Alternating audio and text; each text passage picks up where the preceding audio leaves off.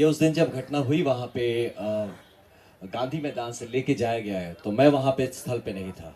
मुझे पता चला तो मैंने तब ये भी नहीं पता चल रहा था कि लेके कहाँ जा रहे थे हम।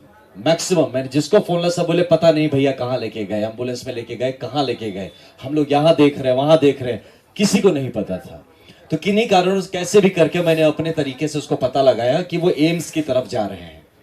मैं वहां से तुरंत निकला, इनके एम्स पहुंचने के 15-20 मिनट में पीछे मैं भी वहां पहुंचा। जब पहुंचा तो पहले रोका गया, भाई कहाँ जा रहे हैं, क्यों जा रहे हैं। तो मैंने कहा भाई हॉस्पिटल जाने भी नहीं देंगे, क्या हो गया। तो नहीं सर हम तो आपको जानते हैं, अब तो इसलिए रोक रहे हैं क्योंकि पहचान गए हमको। तो मैंने कहा बिल्कुल हम मिल सकते हैं। आपने क्या किया, आपने किसी को खबर नहीं है कि आदमी गया कहाँ, आप हवा में उड़ा लेंगे, किडनैप कर लिया, किया क्या आखिर उसका, मुझे पता होना चाहिए। तब तक एक हमारे डीआईजी साहब अंदर थे, वो आए, बोले हाँ हाँ आने दीजिए इनको, आने दीजिए। मैं अंदर पहुंचा, वहां पे जाके जब वहां देखता हूं तो बहुत सारे ऑफिसर थे। ये एक बहुत इंपॉर्टेंट बात आप सबको बता रहा हूं, ये डीजीपी साहब से रिक्वेस्ट करूंगा इस बात का संज्ञान ले। एक आदमी का रैंक नहीं दिख रहा था, कौन कौन से ऑफिसर हैं, किसी का नेम प्लेट नहीं था। डीके बासु गाइडलाइंस बोल के कुछ है धरती पर। ये डीके बासु, मैं खुद ऑफिसर रहा हूं, मैं जानता हूं कि आप अरेस्ट, डिटेंशन, ये सब जो प्रोसीजर्स का तरीका होता है। इतनी अनप्रोफेशनल पुलिस मैं मतलब धरती पे नहीं सोच सकता हूं कि भारत में आज भी ये सही में, ये बिहार का वो जो गाना था, ये बिहार में ठोक दें कट्टा कपार में, यही पुलिस कर रही है। इतनी अनप्रोफेशनल। मैं रैंक क्या है, नाम क्या है, कौन है, किसी को नहीं पता। ये तो बैंड ऑफ कौन है, हमको क्या पता, कोई बहरूपिया हो, कोई गुंडे हो, ये सच में पुलिस थी या नहीं, एक बंदे का नहीं दिख रहा था। आधे से ज्यादा ने कैप नहीं पहना था। बिहार पुलिस भी है कि नहीं पता नहीं, अब है कौन। तो वहां मैं सबसे पूछ रहा, भैया आप कौन है, क्या है, हाँ बताया जाएगा।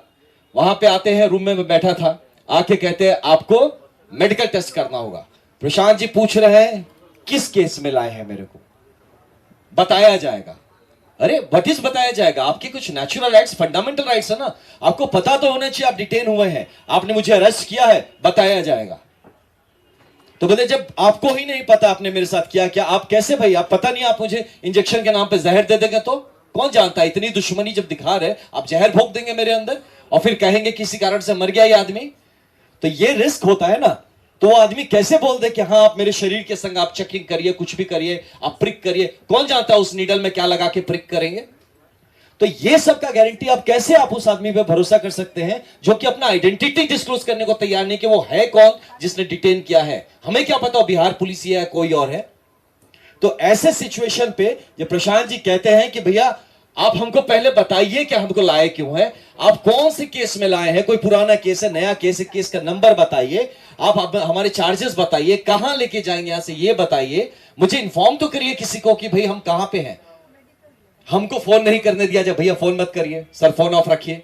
आप हमारे कम्युनिकेशन नेटवर्क बंद कर देते हैं। मैं फिर बोला ठीक है बाहर, मुझे बोले प्रशांत भैया कि काम करिए आप चल लीजिए बाहर, थोड़ा संभाल दीजिए, मीडिया के भी बंधु होंगे उनको बता दीजिए कि हम सेफ है, लोग में घबराहट ना है किसी तरह का। ये आदमी लगातार सोच रहा है कि किसी तरह का विश्रृंखला नहीं होनी चाहिए, पीस मेंटेन रहना चाहिए। आप आनंद जी बाहर जी और सबको बताइए सब ठीक है, सब कोई घबराने की बात नहीं है। He was trying to make things peaceful और पुलिस उसको और उस पर डाले जा रही है घी।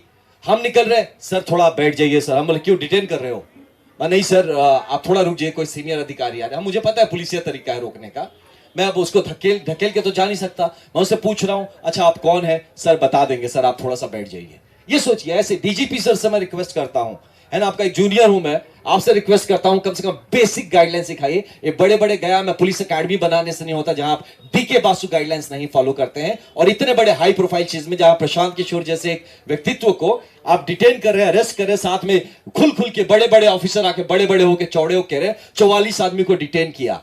पहले इसमें देखिए किसने डिटेन किया, जरा आप निकालिए। तो ऐसी परिस्थिति बन गई थी एम्स में। कोर्ट हियरिंग प्रोसेस में था, उन्होंने अलाउ किया, ऑनरेबल कोर्ट ने मुझे अलाउ किया कि हाँ आप अपनी बात रखिए, आपको क्या रखना है। तब मैंने उन्हें बताया कि जैसा कि आप देख रहे हैं कि इसमें जो भी चार्जेस लगे हुए हैं, सेक्शन 190, 191 क्लॉज 2, 191 क्लॉज 3 एंड 223, ये सब के सब अवेलेबल हैं। मैक्सिमम जो प्रोविजन है इसका पनिशमेंट का वो 191(3) में है। और सुन के आप लोगों को बड़ी हंसी आएगी, ये कहता है writing with deadly weapons.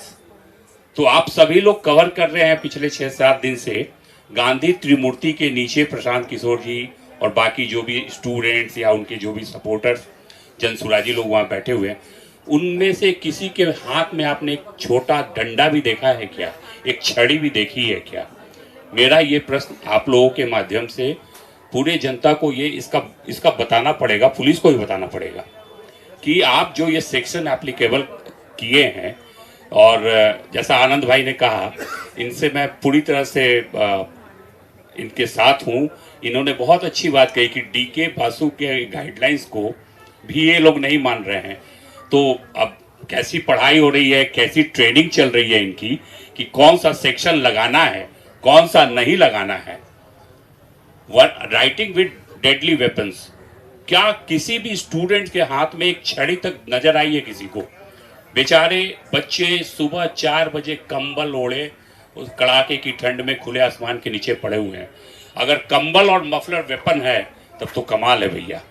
Bihar police की नज़र में अगर आप कंबल ओढ़ते हैं और मफलर पहनते हैं तो ये डेडली वेपन्स है। और राइटिंग कहाँ पे दिखा आपको? आराम से सुबह 4 बजे क्या एवरी डे पिछले 2 दिन से 2 रात तो मैं खुद था। जिस दिन उनको गिरफ्तार किया गया, अनफॉर्चुनेटली 3 बजे मैं वहां से निकला हूं। तो सब शांतिपूर्वक ढंग से बैठे हुए सत्याग्रह कर रहे हैं। और मैं इन तमाम राजनेताओं से आग्रह करता हूं कि कृपया सत्याग्रह मूवमेंट के बारे में एक बार पढ़ लें। कोर्ट में फिर वही प्रोसेस हियरिंग की चल रही थी। ऑनरेबल ने सुना मुझे शांतिपूर्वक ढंग से। मैंने उनसे रिक्वेस्ट किया कि देखिए, ये सारे के सारे सेक्शंस बेलेबल सेक्शंस हैं और इस शख्स को कोर्ट पुलिस थाने में कायदे से बेल मिलनी चाहिए, कॉन्स्टिट्यूशनल राइट है। तो वहां बेल नहीं मिला। तो जब इनका राइट का वायलेशन हुआ है तो मैडम आप सशर्त बेल क्यों दे रही हैं? जो पुलिस ने नहीं किया वो काम आप कर दीजिए, मेरी रिक्वेस्ट है। इसको उन्होंने सुना, काफी टाइम लिया। तत्पश्चात उनको जो है पीआर बॉन्ड पे ही सिंपली उनको मुक्त किया गया है। अब मैं आप लोगों को बता दूं कि पीआर बॉन्ड जो है वो बेसिकली पर्सनल रिकॉग्निजेंस बॉन्ड कहते हैं उसको। और पर्सनल रिकॉग्निजेंस बॉन्ड में भी शर्त रहता है भैया।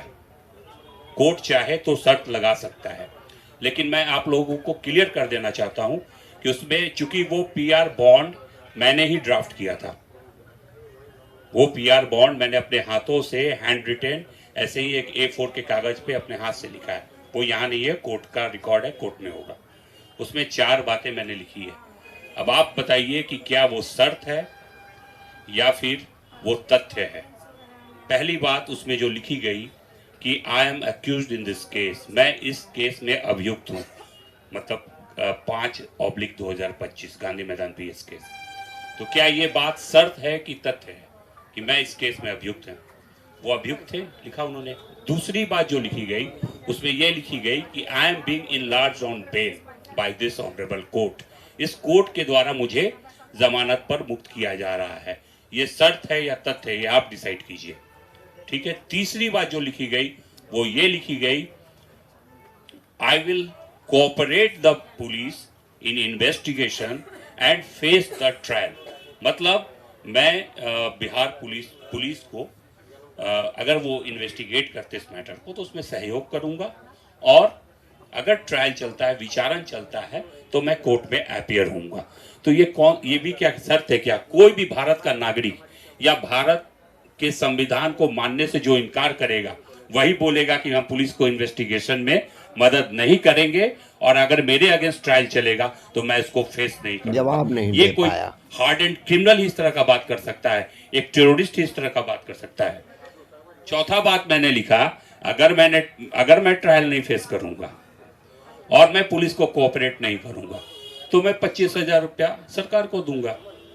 तो आप लोग खुद ही डिसाइड कीजिए कि इसमें से कौन आपको शर्त लगता है। सबको नमस्कार, धन्यवाद। 2 तारीख से प्रशांत किशोर जी गांधी मैदान में गांधी मूर्ति के समक्ष सत्याग्रह कर रहे थे। जिस दिन घटना घटी उस दिन 4:05 पर सुबह में बड़े पैमाने पर पुलिस का ऑफिसर और पुलिस आती है। सोए हुए लोगों को प्रशांत किशोर जी सोए हुए थे और उनके साथ सभी सत्याग्रही साथी सब लोग आराम में थे। पुलिस ने बहुत बर्बरतापूर्ण और जबरन तरीके से प्रशांत किशोर जी को वहां से उठाती है, बलपूर्वक बल का प्रयोग कर, और जाके सीधे एम्स ले जाती है। पुलिस ने ले जाने के पहले कोई होमवर्क नहीं किया था। जब वो एम्स जाते हैं तो एम्बुलेंस में एक डॉक्टर होता है। पहले डॉक्टर से कहा जाता है कि आप इनके स्वास्थ्य के बारे में जांच करें। एम्स जब वो पहुंचते हैं तो लगातार एम्स प्रशासन पर पुलिस प्रशासन और सरकार के लोग दबाव डालते हैं कि भाई आप इनको यहां एडमिट कीजिए, लेकिन उनके पास कोई पेपर नहीं है। एम्स प्रशासन ने इनकार कर दिया। फिर जो साथ में डॉक्टर था उन पर दबाव दिया गया कि आप इनका हेल्थ फिटनेस सर्टिफिकेट दीजिए, आप लिख दीजिए। तो उन्होंने भी कहा कि मैं ये नहीं लिख सकता हूं बगैर जांच का। प्रशांत किशोर जी से कहा गया कि अब आपको यहां नहीं, यहां से पीएमसीएच या एनएमसीएच ले जाएंगे, लेकिन सरकार ने वहां से उनको फतवा लेके चला गया। मैं सिर्फ इतना कहता हूं, युवाओं के भविष्य बेचने के बाद भी सरकार और सरकार के प्रवक्ता बड़ी ढिठाई से अनर्गल और झूठे आरोप प्रशांत किशोर जी पर और जनसुराज पर लगा रही है, इस आंदोलन पर लगा रही है। सरकार को बताना चाहिए कि आप पटना में अस्पताल की कमी हो गई, पीएमसीएच, आईजीएमएस, एनएमसीएच से बड़ा अस्पताल क्या फतवा में है? तो इस तरह से झूठ के बुनियाद पर किसी के चरित्र को और आंदोलन को बदनाम करना ये ढिठाई से भी ज्यादा है, और इसकी जितना निंदा की जाए ये कम होगा। जिस आंदोलन के बारे में जो छात्रों के भविष्य को बेचा गया है, करोड़ों 1000 करोड़ रुपया से ज्यादा का जो सौदा हुआ है, उस पर सरकार का जुबान नहीं खुलता है। सरकार की जुबान सिर्फ व्यक्तिगत आरोपों में खुलती है। कभी भी नीरज कुमार जी हो या सरकार प्रवक्ता हो, एक बार भी छात्र हित में ये नहीं कहती है। सिर्फ बरगलाने के लिए, आंदोलन को कमजोर करने के लिए, और प्रशांत किशोर जी से जो पूरे बिहार के लोग इस आंदोलन के माध्यम से जुड़े हैं, उसको खत्म करने के लिए एक साजिश रची गई। The next line is very important. It is a matter of great surprise that there is no version of police. ये बहुत आश्चर्य की बात है कि पुलिस का कोई वर्सन नहीं आया है। What? With regard to the circumstances, उन परिस्थितियों को लेकर, under which, जिसके तहत the accused petitioner, मतलब कि Prashant Kishor, was not released on bail by the police. किन परिस्थितियों के तहत पुलिस का ऐसा कोई स्टेटमेंट नहीं आया है कि उनको बेल थाने से नहीं दिया गया, जबकि सारे के सारे सेक्शंस अवेलेबल थे। तो किस बेसिस पर प्रवक्ता महोदय कहते हैं कि उन्होंने थाने से बेल लेने से इनकार किया? और इस बात की एंट्री, अगर ऐसी बात रही होती तो इस ऑर्डर में रहता।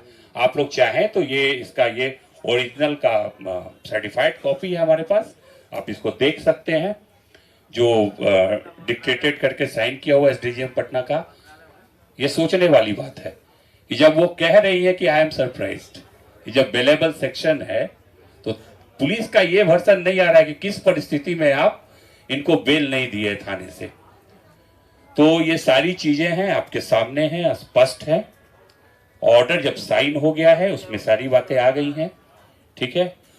उनको जो है बेऊर जेल ले जाया गया, Beur jail without authorised paper ले जाया गया, वहां से थाने लाया गया। डेटेन्यू को इतना परेशान, आप तो उसको ऐसे ट्रीट कर रहे थे कि जैसे वो आदमी टेररिस्ट है।